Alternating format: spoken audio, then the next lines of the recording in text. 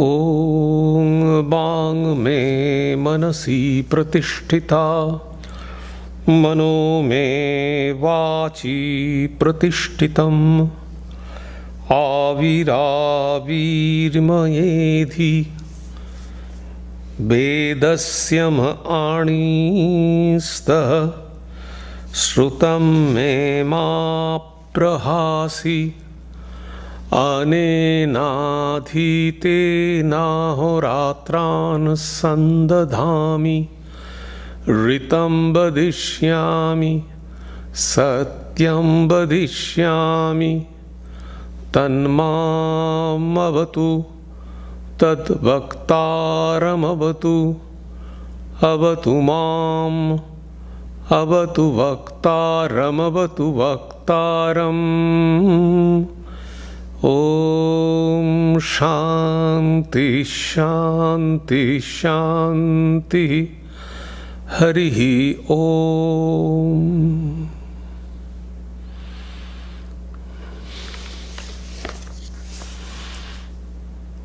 May my speech be accorded with the mind. May my mind be accorded with the speech. O self-effulgent one Brahman, reveal thyself to me. May you both speech and mind be the carriers of the highest truth to me. May not all that I have heard depart from me. May I be able to join day and night through this study. I shall utter what is verbally true. I shall utter what is mentally true. May that Brahman protect me. May that Brahman protect the teacher. May that protect me. May that protect the teacher. Om, peace, peace. Peace be unto you all. Good morning. This morning I am going to speak one very important aspect of spiritual life. I spoke on this subject earlier in Sunday lecture, but the other part of this lecture I am going to deliver this morning. The title of my talk this morning is Laws of Happiness.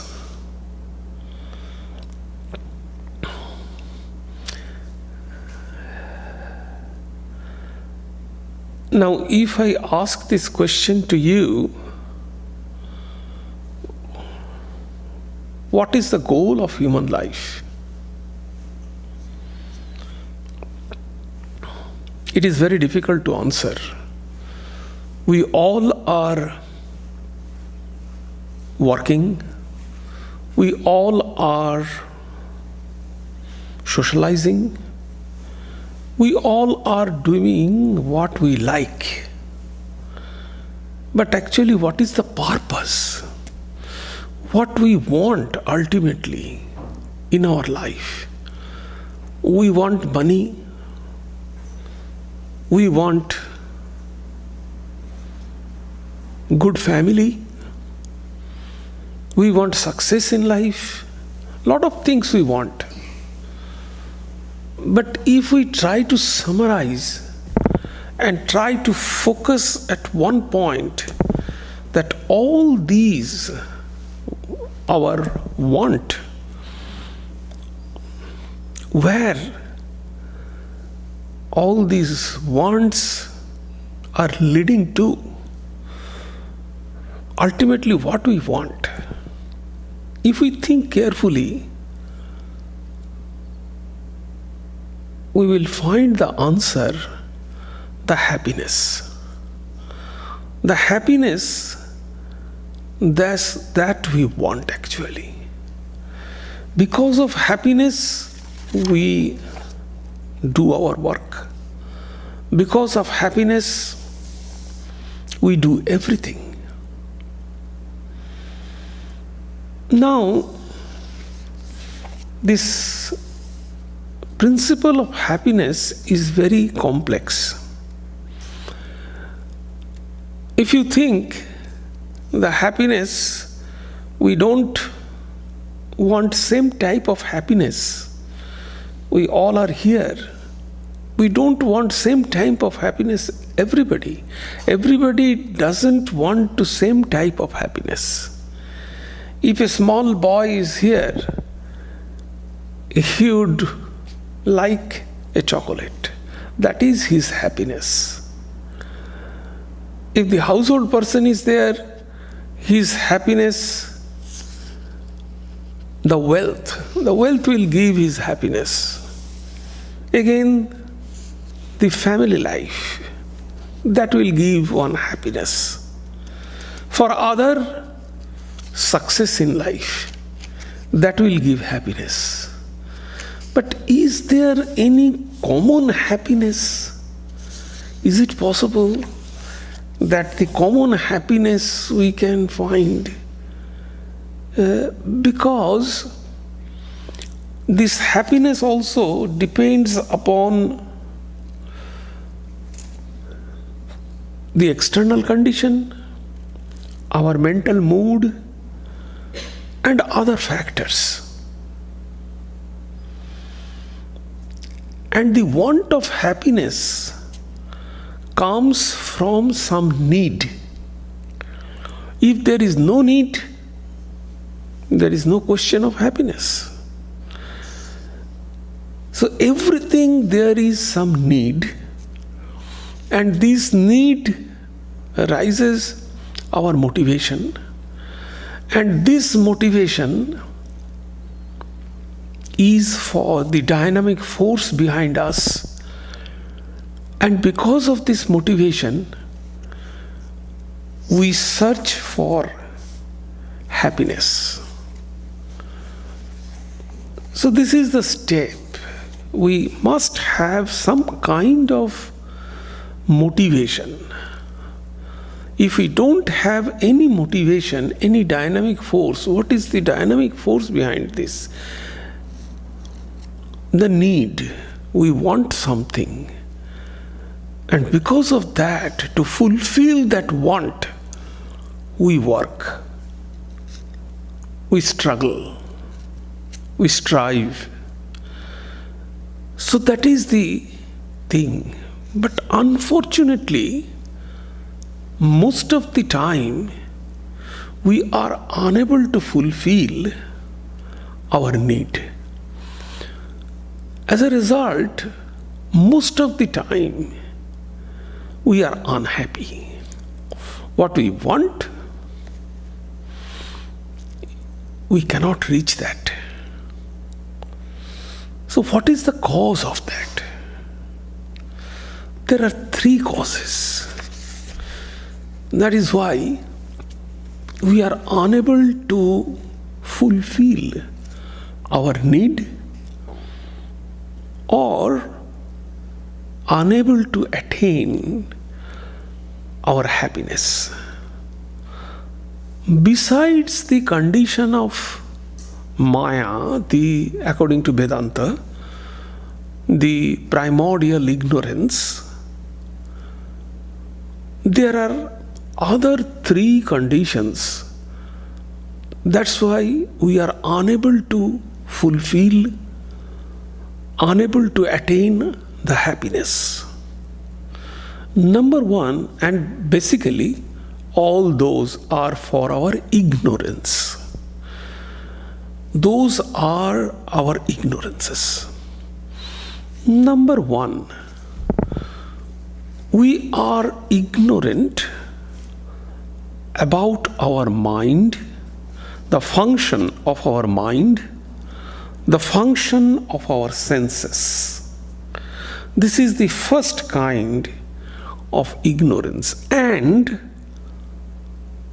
we are ignorant about our future. Senses, the function of senses, function of mind and function of future, we are completely unable to understand this. This is the first cause of our failure. The second thing is that our limitation. I have already mentioned that two things we are not taking in our account. Number one is the primordial ignorance, which is in Vedanta called Maya, and our basic urge. In all living being, the basic urge is one of the causes of happiness. But we are not taking account that these 2 points right now. Besides these 2 points, the first point is our ignorance about our mind, about our senses, and about our future. We are unable to understand these 3 things. Number 2, our limitations. We are extremely limited to our mind, senses, and body. We have certain limit, beyond that we cannot cross. This limitation, because of this limitation of our mind, body, and senses, we are unable to attain the fullest happiness. And the third one, you will be surprised, there are not too much things, objects of our happiness. We want this kind of happiness, this kind of happiness, this kind of happiness. There are plenty of things, plenty of objects for our happiness. But still, at one point of time, we find those are not sufficient. We need more things for our happiness. So, this is the third point. Because of these 3 reasons, and obviously the other 2 reasons, Maya and our basic urge, these 3 reasons are the obstacles of our happiness. So what happened? In order to free ourselves from sorrow, we first seek the solution from the world. If we are not happy, then immediately we search things from this world. Yes, we see what is that thing which makes me happy. So we search things from the outside. And ultimately, one finds that even we are happy partially, but we are not happy fully from the things outside. So what happened? The non-Indians, they turn towards personal God. They pray to God. When they find themselves helpless, when we find ourselves helpless, then only we pray to our personal God. This is up to this, the non-Indians. But Indian approaches is little bit deeper.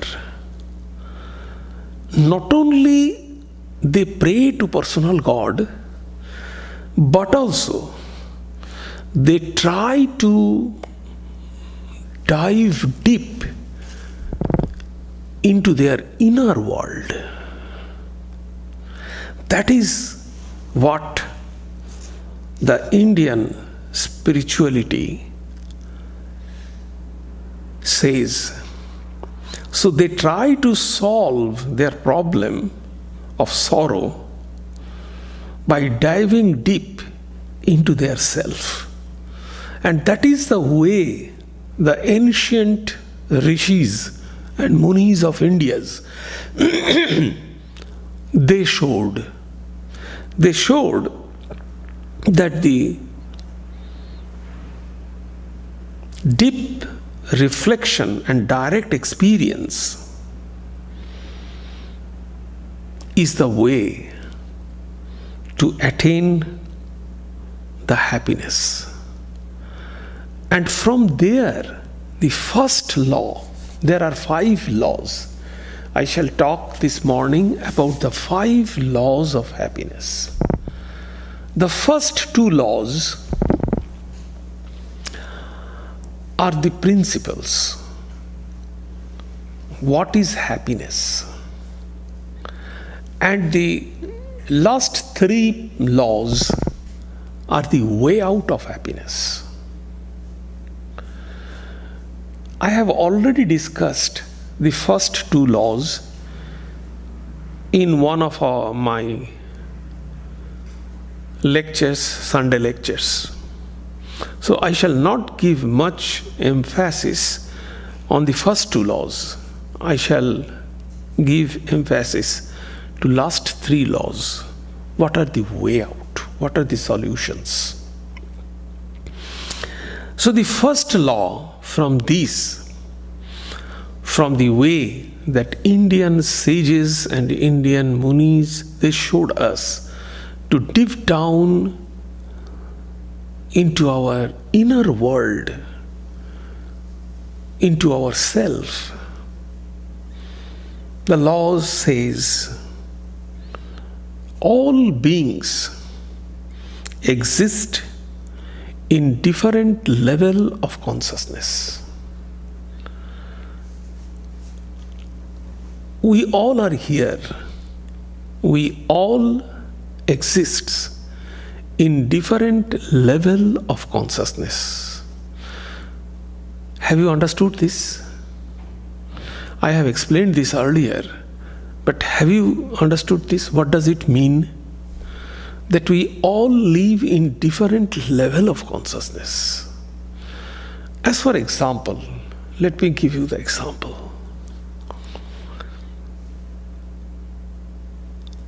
I live at certain level of my consciousness. And what is the reflection of that consciousness? The external expression of that consciousness is eating, drinking, and merrymaking. No temple, no serious discussion. Only we try to find where we can attend some party. I know few people, the whole week they try to call their friends and they find where is some engagement Saturday and Sunday. It is good if they can find some engagement in Friday evening also. So this is their work. Throughout the week, from Monday, they start calling. Oh, what is the appointment here, there? So they find something or other. They see a lot of things, lot of engagements where it is going on, and according to their situation, some are paid, some are free. So they go to some fair, some kind of shows or some party, somebody's house. So it depends. So this is a group of people. Their happiness lies there.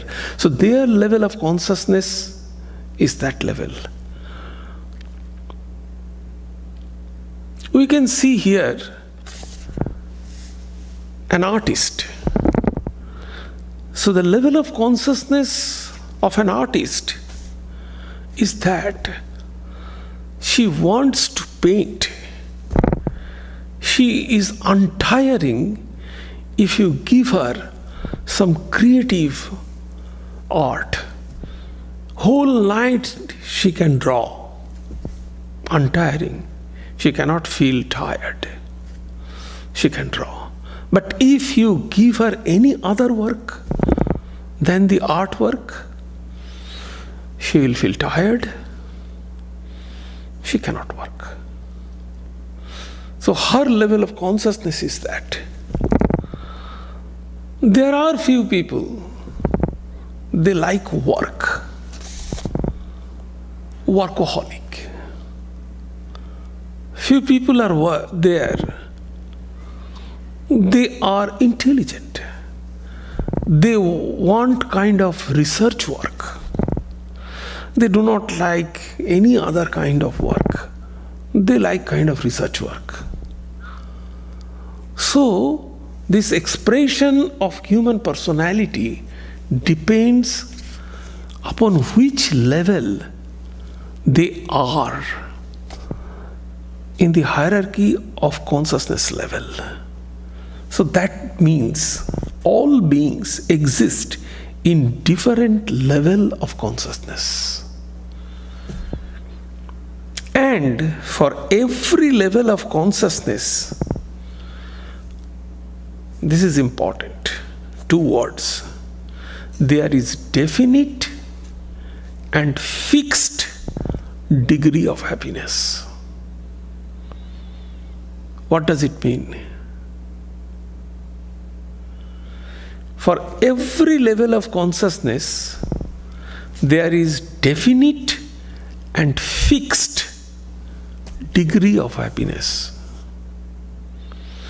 So at the conscious level where you are, there is a definite.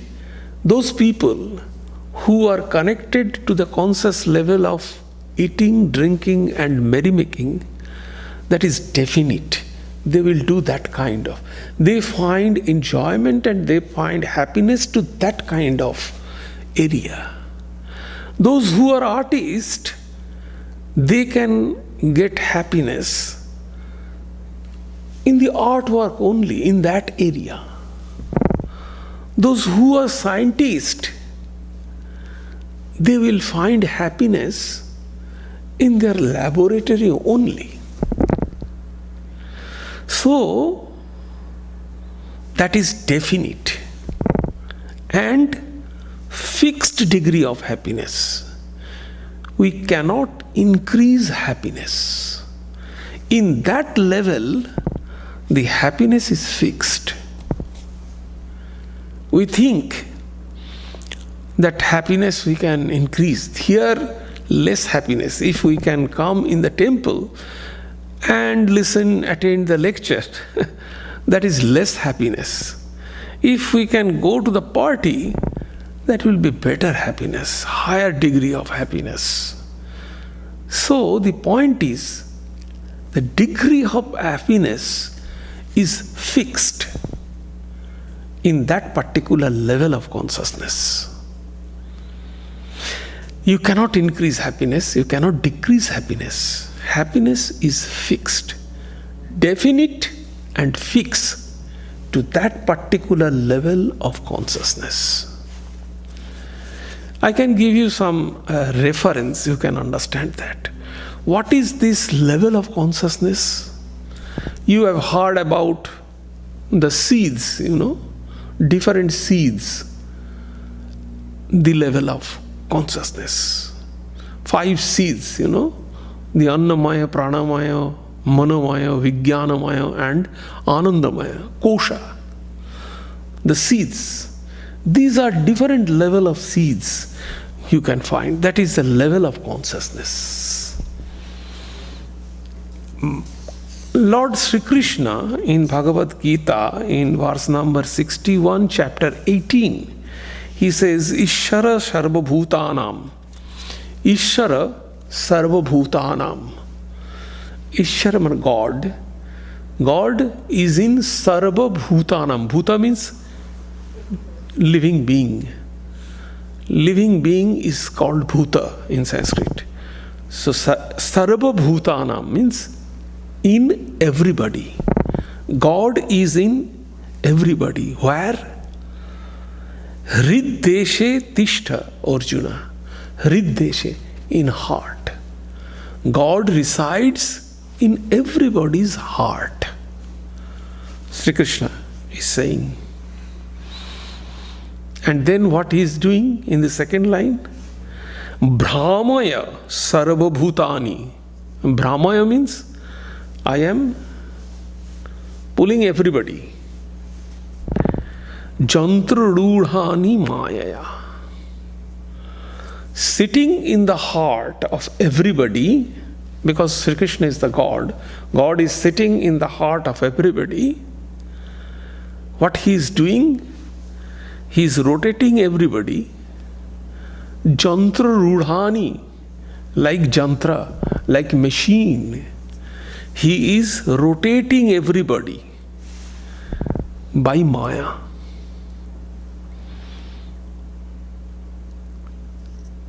That is what he is doing. Seated in the hearts of all beings, the Lord, by his Maya, makes them revolve as if mounted on the machine. Everything, the planets move round the sun. The electrons in specific number in different orbits, they are rotating. All beings are revolving around the particular divine center called God.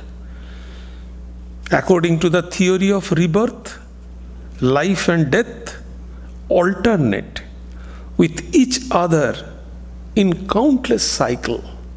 If you see birth and death, this is a cycle.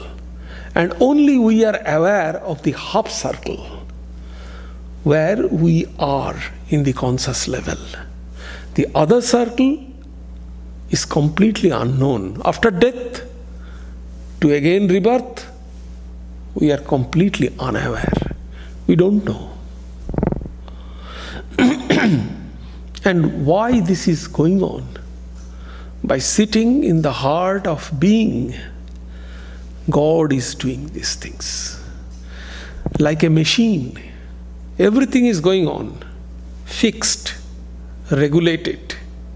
Nobody can disturb it. Nobody can disturb it. The day is coming, then there is night. Again day, again night. In a regulated way, nobody can disturb it. By sitting in the heart of God, God is doing that. Everything is going on in a cyclic way. And that is fixed. So, in a definite conscious level, our happiness is fixed and in the definite area. Nobody can disturb it. This is the first law. I discussed it earlier. The experience of each seeds are not lost, but are recorded in it in the form of latent impression, which is called samaskaras. Everything. Our mind is the sophisticated gadget. You cannot delete anything else. Anything you cannot delete it. If you are deleted, then you can browse it. If you delete something, you can browse it afterwards. Deleted list you can find, and you can retrieve it. So our mind is just like that, and that's the sum total of those impressions are called samaskaras. So everything left a mark, and that is called samaskaras. And what is the second law? Second law is a little bit peculiar. Second law says that this degree of happiness associated with each level of consciousness are independent of external things. Extremely startling law. Our happiness is independent of any external object. External objects are not responsible for our happiness. Our happiness is independent. It is fixed, it is definite, and it is independent of any external objects. This means that as long as a person remains at a certain level of consciousness, he can get only the degree of happiness natural to that particular level, whatever be the type of work he does or the circumstances he is in. So if you give a chocolate to a child, he will be happy. But his happiness is not directly depending on the chocolate. His happiness is fixed. His happiness is connected with level of consciousness. The external things are completely immaterial. I can give you reasons, logic. It is very weird, but this is fact. The nature of objects he encounters may vary, and so also his experiences. But the degree of happiness he gets remains the same. Take the example. When a hungry man may fill his belly with a South Indian meal consisting of rice and hot curries, and another may try to a Western style of dinner. A third person may prefer Chinese cuisine. The different food they are eating, they are hungry. They are eating different food. And after eating, they are satisfied. They fulfill their hunger. They are satisfied their hunger. Now, tell me, when their hunger is satisfied, is their degree of happiness depends upon what they have eaten? The happiness is coming from the fulfilling of their hunger. No matter what they are eating, whether that is South Indian or Chinese or whatever, the degree of happiness resulting from the appeasement of hunger is the same in each case.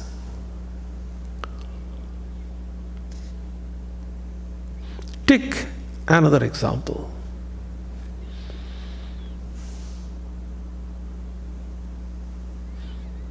When people are sleeping, the great curse in our life is insomnia. We may have wealth, we may have money, we may have many power, huge power. But if people cannot sleep, his or her life will become hell. And when we sleep, that is the peaceful hour in our life. And when we sleep, we do not have any object in front of this. We are not connected with any external object. So it is possible to get peace and happiness and joy without connecting our object, any external object.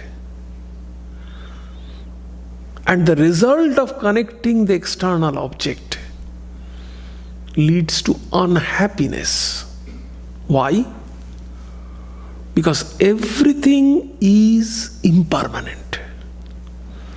What we see in this world, everything is impermanent. Give you some temporary happiness.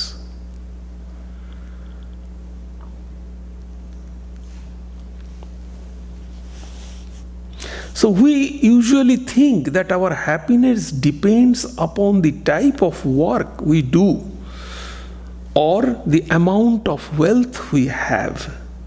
This is a great delusion which human beings cherish. Can we say that the happiness of a doctor who handles blood and pus is greater than the happiness of a farmer who plow the land?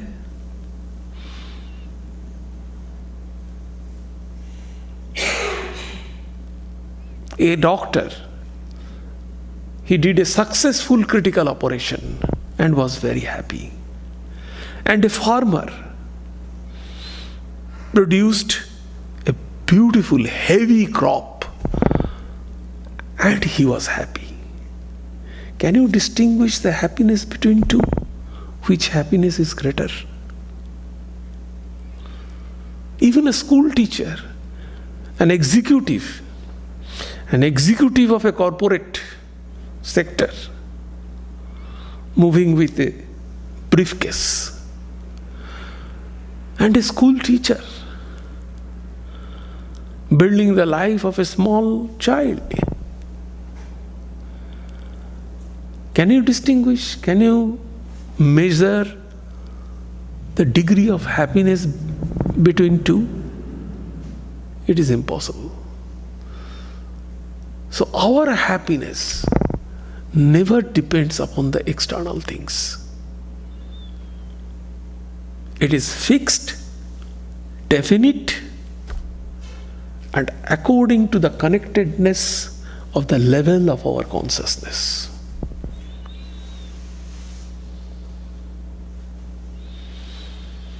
And this is the basis of Karma Yoga. Most of the time, we heard the complaint from our devotees that, see, I have a tremendous problem in my workplace. My manager is so one-sided. I have a very bad equation with my manager. So always we give this kind of things. We must understand the work what we are doing, our happiness is not connected with that. Our happiness depends upon the level of our consciousness. Another important point, and this is the basis of Karma Yoga. Another point, the creativity. We are happy about our creativity. Each individual are happy to their creativity. We all have some kind of creativity in our mind. And if that creativity cannot get any expression, we feel very sorry. So that creativity is important. We are happy for our creativity, and you can express your creativity anywhere else. This is the second principle, very important principle. And the third, fourth and fifth laws are the resolving those problems. So what is the way out? What we can do in this situation?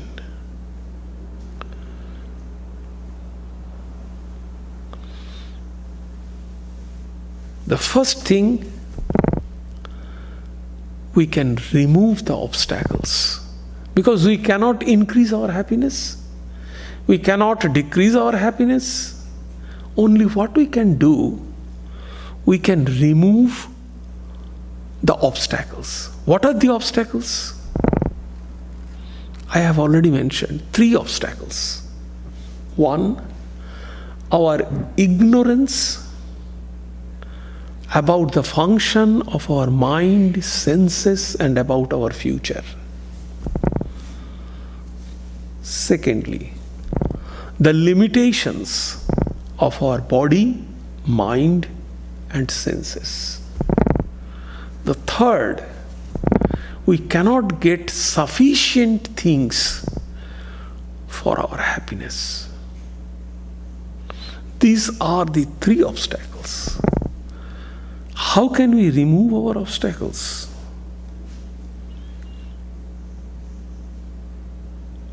If happiness is fixed, is happiness depends upon the level of our consciousness, then what should we do work? If we simply sit, we will be happy. Isn't it? Try to think. So, it is very clear that by sitting quietly in one place without doing any work, one can get all the happiness that work is supposed to give. Indeed, this principle is the foundation of contemplative life. When we sit for meditation, immediately our mind goes to some places that there is some function is going on, or I have some appointment, I have some work, important work, I have something. So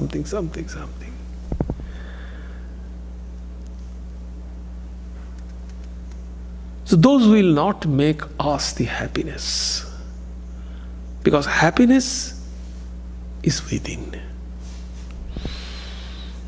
But then, what part does action play in our life?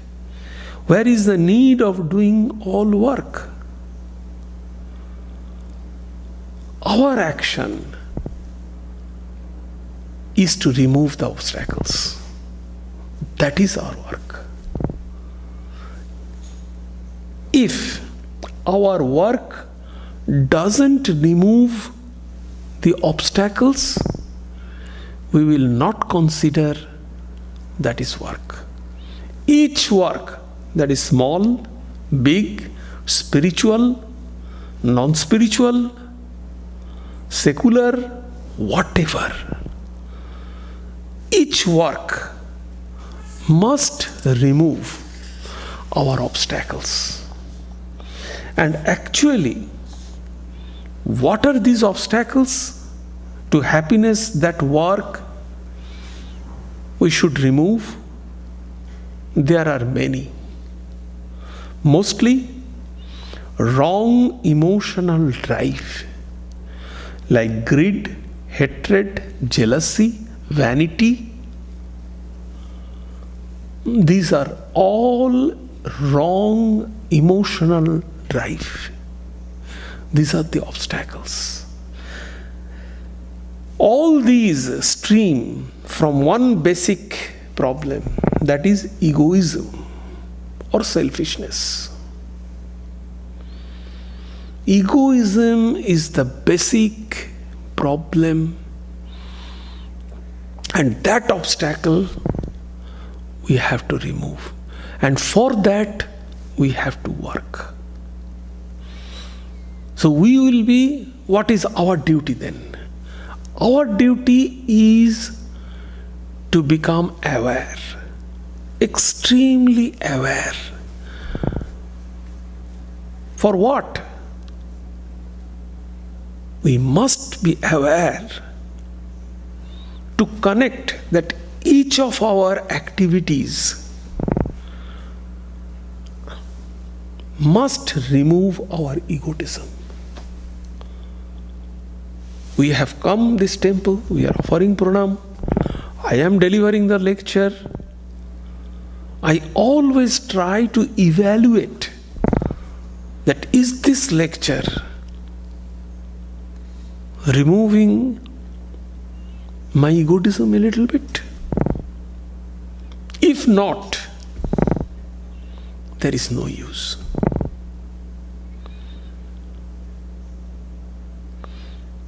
If we cook, we must think, this preparation, this cooking, is it removing my egotism? Every work we should connect that must remove, that is our work. We should work because of that. Secondly, I have mentioned the creative urge in all of us, and work is necessary for its expression.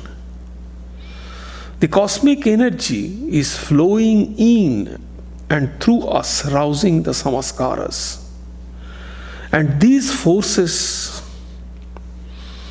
us to do work. The cosmic elan cannot be stopped. It must be directed into right channels through creative work. We have an innate notion of work. You cannot see it because the cosmic energy is flowing through us, and this cosmic energy initiating us to do work. So if we have to work, try to express the creativity. That is the work. Work is thus is constitutional necessity. A man can live without any work only when he is totally free from selfishness and has succeeded in directing the cosmic lane into the higher spiritual channel. In Bhagavad Gita, it is called Naishkarma. Naishkarma Siddhi. Because people work, but it is not work for them.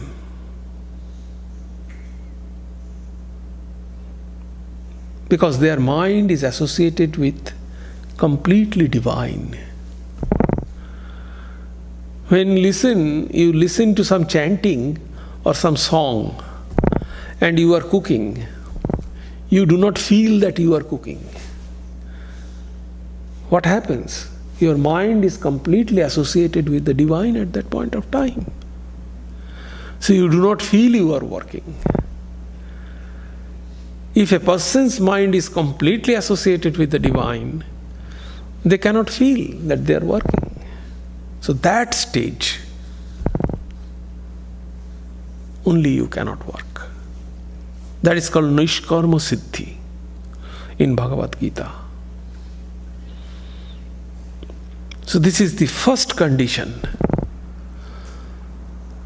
Remove the obstacles. Means remove your egotism. Kama, Krodha, Mada, Moha, Matsarya. Kama, Krodha, Lobha, Shadaripu. 6 things. Kama, Krodha, Lobha, Mada, Moha, Matsarya. 6 things. 6 enemies. Removal of that.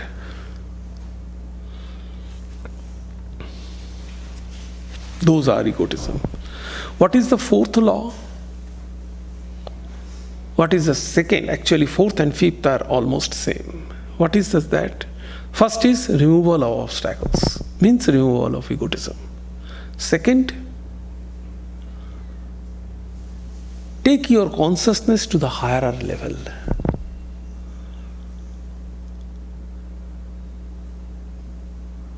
How you can do that? The 4th law is saying, it is our natural urge. You do not give any effort. It is normal. There is an urge in all human beings to seek higher form of happiness.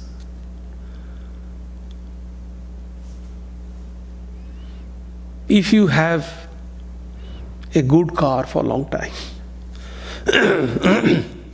and you love that car, now a new car came up and you bought a new car, do you think the same attachment you will have with the old car? Impossible. It will go to the new car.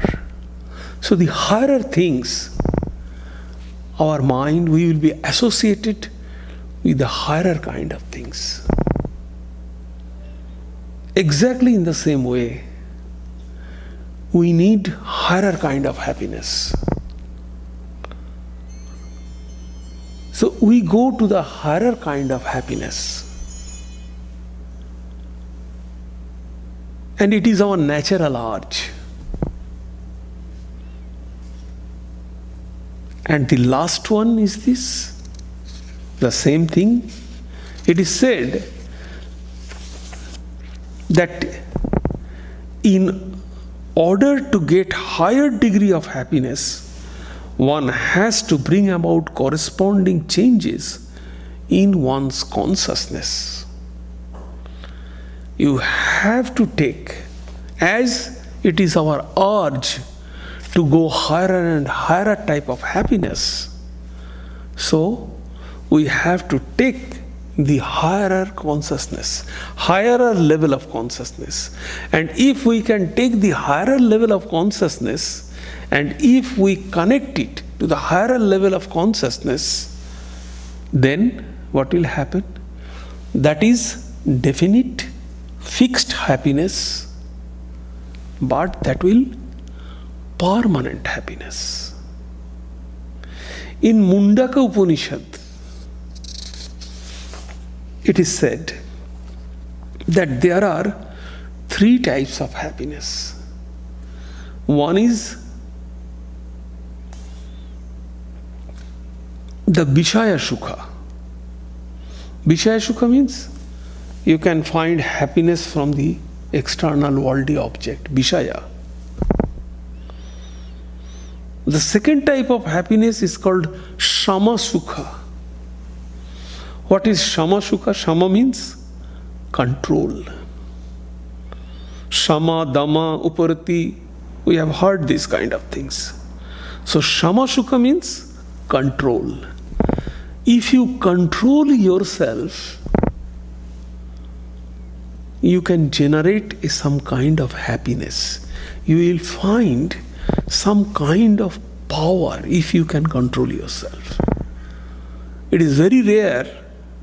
I don't know how many of you have this kind of experience, but you can try it. Your mind is rushing towards something. You control your mind, calm and quietly. And see, after that, you will generate a power, a kind of happiness. So it is called Shama Sukha. And then the highest thing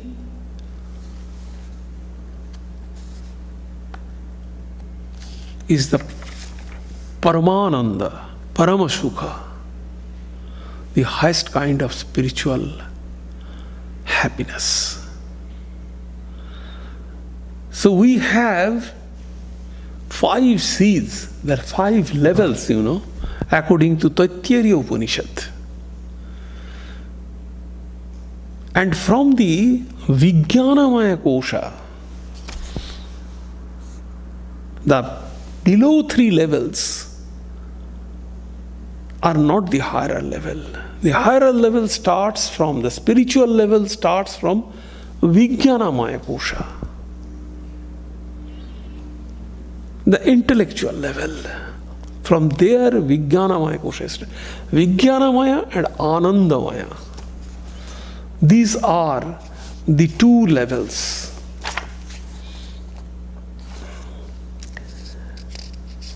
One is the intellectual level and other is the blissful level, the seeds of bliss and the seeds of intuition or higher consciousness.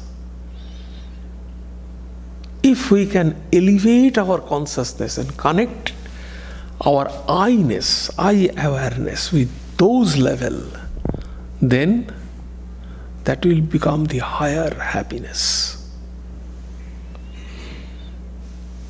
So, what is the take? What is the summary?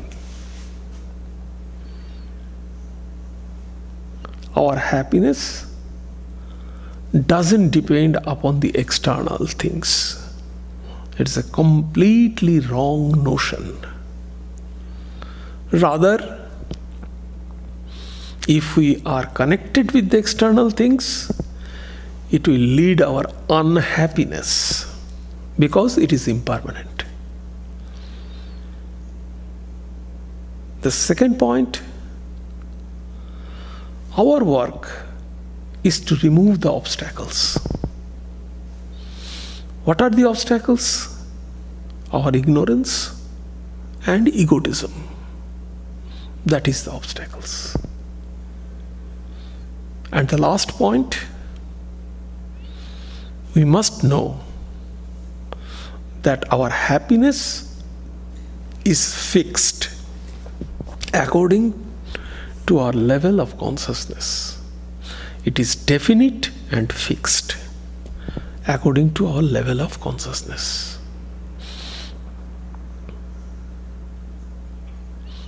Work on it. Think on it. Try to assess where is your position.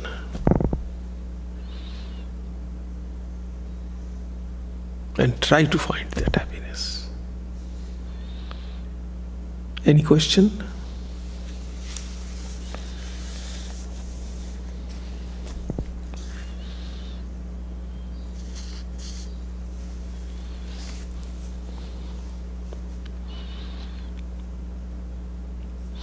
Now you may ask, how can we elevate these things?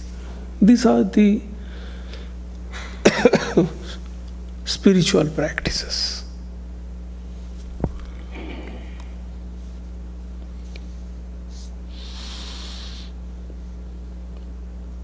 Any question? Yes.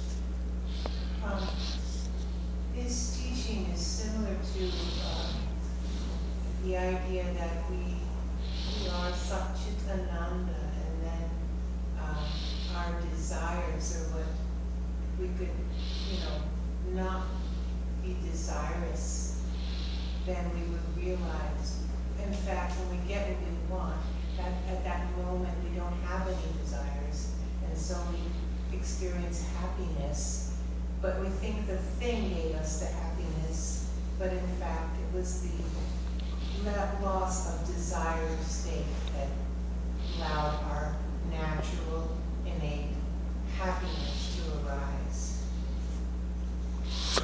Right? Yeah, these thoughts are definitely associated with these principles. If you can understand that external objects are not the cause of your happiness, automatically, what is our desire? Our desire is to get external things, number one. Our desire is to get our name and fame. So everything is connected with the external world. And what the second laws is telling here, that our happiness is independent of any external things.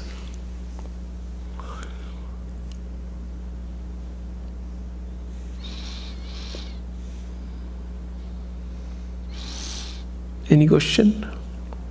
Yes. You said about happiness being limited to the level of consciousness. Like for an artist, art makes her happy and that's her level of consciousness, for example.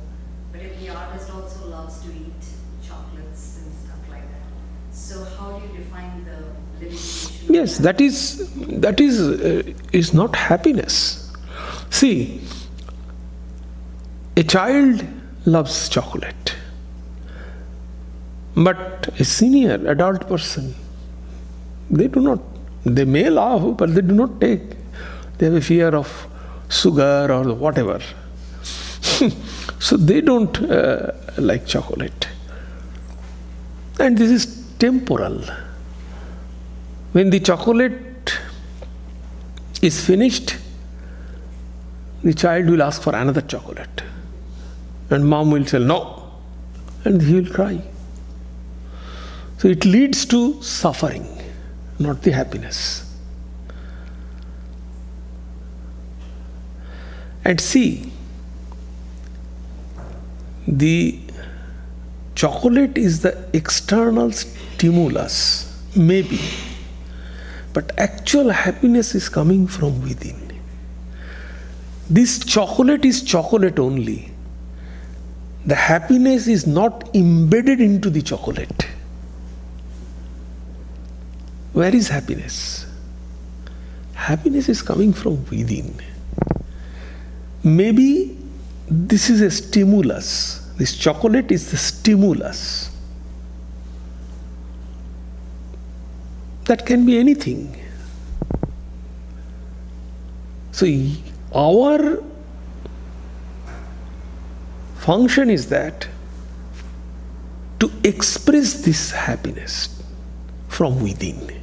Because happiness is within. The spiritual practice is this, to take out our happiness.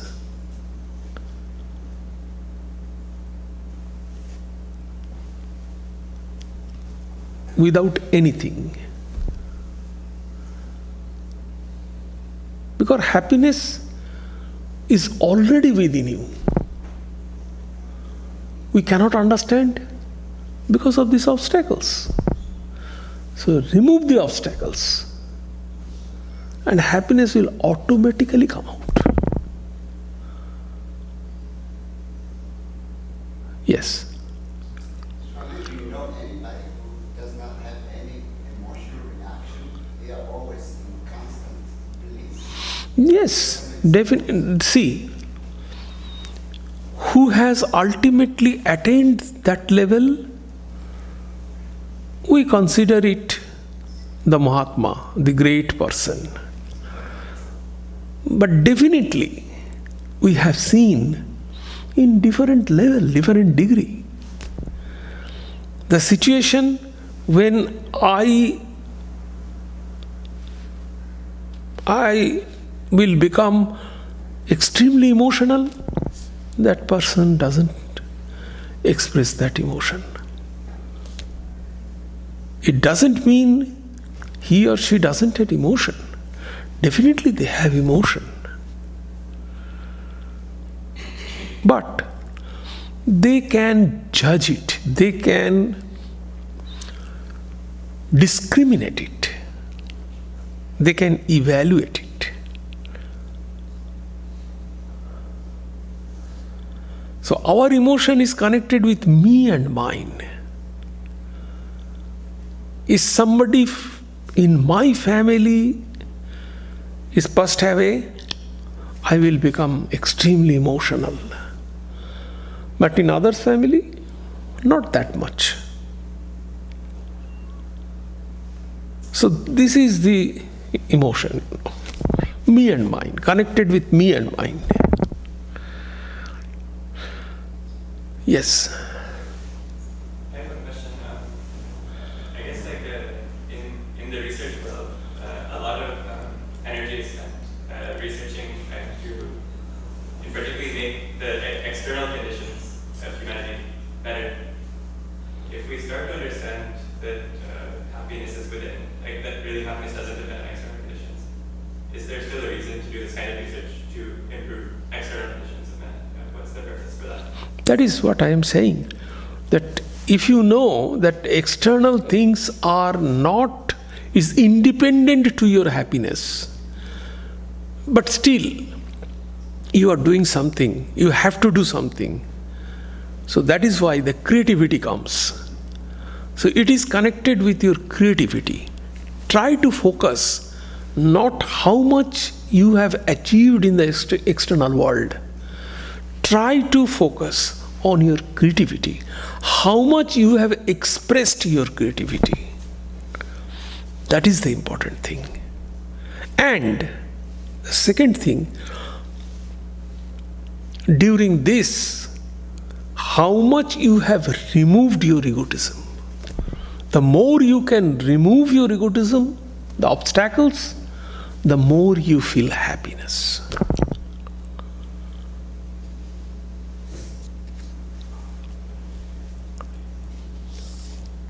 Okay, I think. Om Sarve Bhavantu Sukhinah Sarve Santu Niramaya Sarve Bhadrani Pashyantu Ma Kaschit Dukkham Apnuat Sarvastarotu Durgani Sarvo Bhadrani Pashyatu Sarva Sadbuddhimapnotu Sarva Sarvatranandatu Durjana Sajjano Bhuyat Sajjana Shantimapnuat Shantamucchete Bandhebhyo Muktaschanyan Vimochayet. May all be happy. May all enjoy good health. May all see happy events. May all be freed from miseries. May all be freed from dangers. May all realize what is good. May all be actuated by noble thoughts. May all rejoice everywhere. May the wicked become virtuous. May the virtuous attain tranquility. May the tranquil be free from bondages. May the freed make others free. May the Supreme Spirit, the presiding deity of all sacred activities, be satisfied.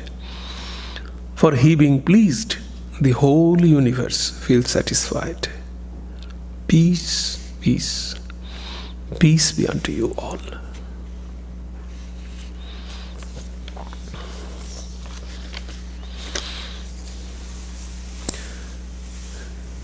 So we have few announcements. Those who are new or just try to remind that 4th of July we have a spiritual retreat, hold a spiritual retreat here from 10:30 to 4:30 here in this hall. There are 6 Swamis from different centers will be coming and they will speak on different facets of Swami Vivekananda. There will be devotional songs, instrumental music, and meditation, offering of flowers from 10:30 to 4:30. So please try to join with your family, friends, and acquaintances. There is a short registration on our website and in our bulletins. You can find the link of registration. So it is not necessary, but still to get the total number of people, to get some idea of total number of peoples, you would request you please register from there, so we can have some idea about how many people are coming. Thank you. And our big program, this is the big program, here is the poster. So this is the only fundraising program that we have. So please buy the ticket. It will help us the propagation of Swami Vivekananda's idea and principles in the Bay Area. Try to inform this to your family, friends, and acquaintances. Thank you. As usual, tea and coffee will be served. You all are welcome. Thank you.